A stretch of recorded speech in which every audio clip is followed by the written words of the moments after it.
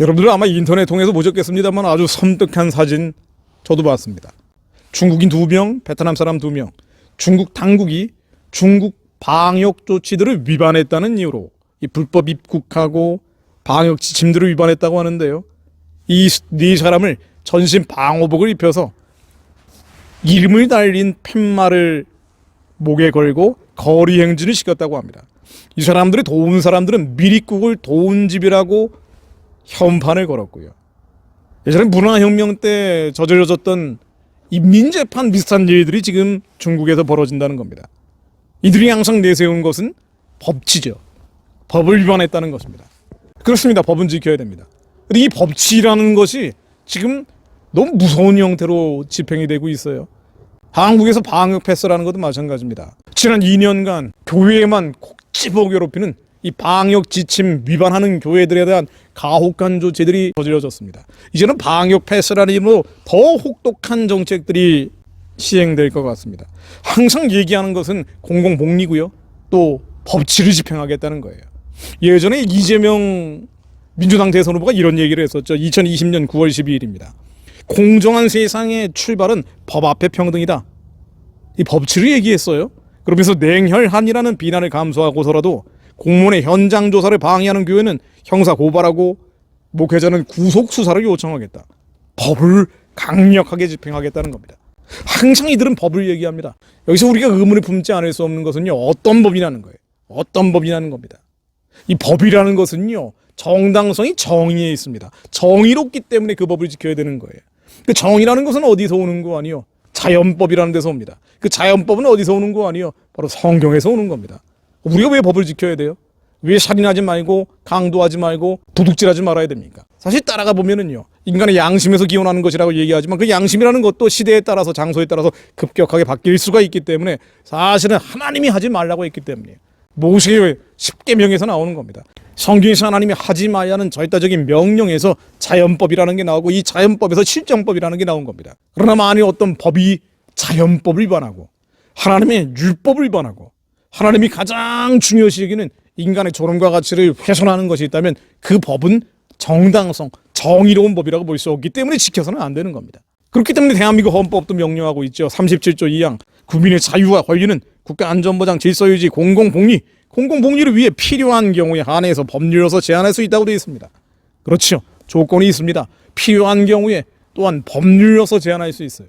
그러나 그렇다 하더라도 제한하는 경우에도 자유와 권리의 본질적 내용은 침해할 수 없습니다. 인간의 존엄과 가치를 훼손하는 법률, 신앙의 자유를 무너뜨리는 법률, 가장 본질적인 인간의 자유를 짓밟는 법률, 그런 법은 강제할 수 없습니다. 지금 중국에서 하고 있는 공공복리라는 이름으로 코로나 방역 조치를 위반했다는 이유로 법을 위반했다는 이유로 인간의 존엄과 가치를 부정해버리고 짓밟아버린 그런 행정 조치를 그런 법률들 이거 인정될 수 없다는 거예요.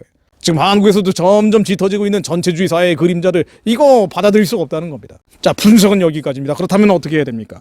답은 말씀에 있습니다. 정답은 언제나 말씀에 있습니다.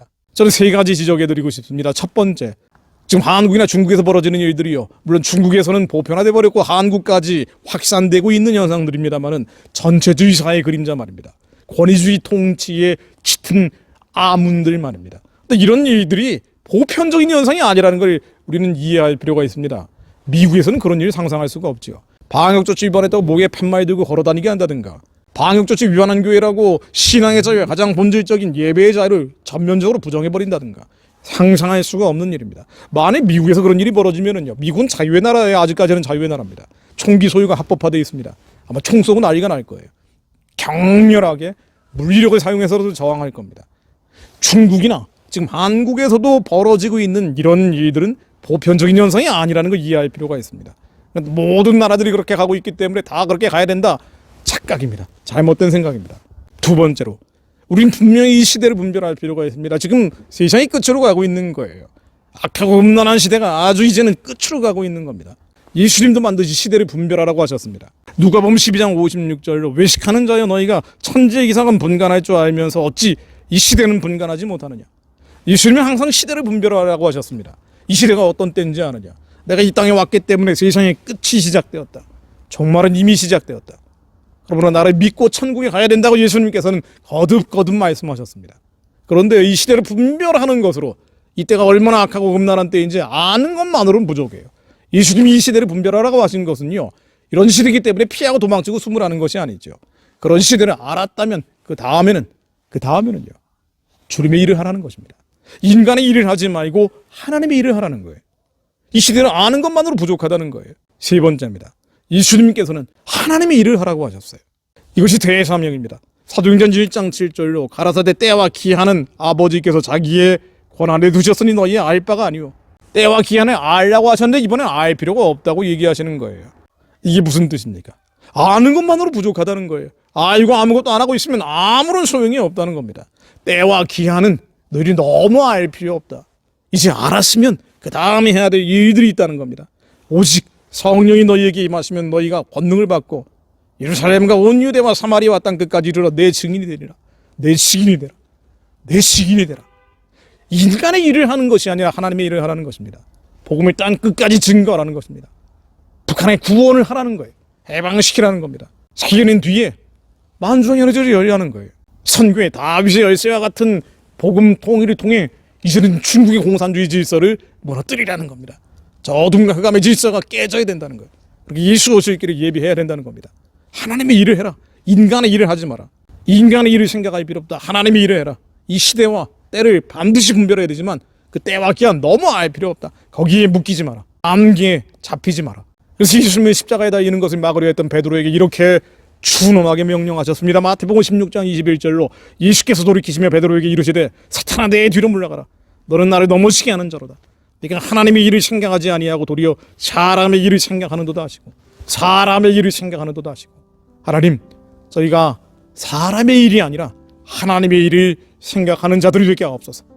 이 캄캄하고 어두워지는데 두렵고 공포가 짙어지는 이때 이 시대를 아는 것만으로 그치지 않게 하시고 때와 기한을 아는 것만으로 저희들이 머물지 않게 하시고 거기에 묶이지 않게 하시고 오직 땅 끝까지 이르러 주님의 직인이 될 수 있도록 북한의 어둠과 흑암의 신이 예수 이름으로 무너질 수 있도록 선포하게 하시고 2,500만 백성들 살려낸 뒤에 함께 만주가 에너지도 알리며 복음을 초원과 대륙을 지나 예루살렘까지 전하는 자들 될 수 있도록 저희로 더 부르짖어 기도하는 자들이 되게 하옵소서. 하나님 남은 자들이 실망하고 낙심낙담하지 않게 하시고 두려워하지 않게 하시고 두려워하는 자는 새 하늘 새 땅이 열릴 때 새 예루살렘에 들어가지 못한다는 것을 저희로 깨닫게 하시고 말씀으로 기도하며 승리하는 자들 우리의 두려움과 공포와 싸워 이기는 자들 그렇게 하나님의 약속을 실제의 기업으로 밟는 자들 북한의 구원과 해방과 복음으로 통일된 선교하는 제사장 민족 주님의 사명 감당하는 자들 될 수 있도록 하나님 저희로 더 기도하게 하옵소서. 예수 그리스도 이름으로 기도드립니다. 아멘.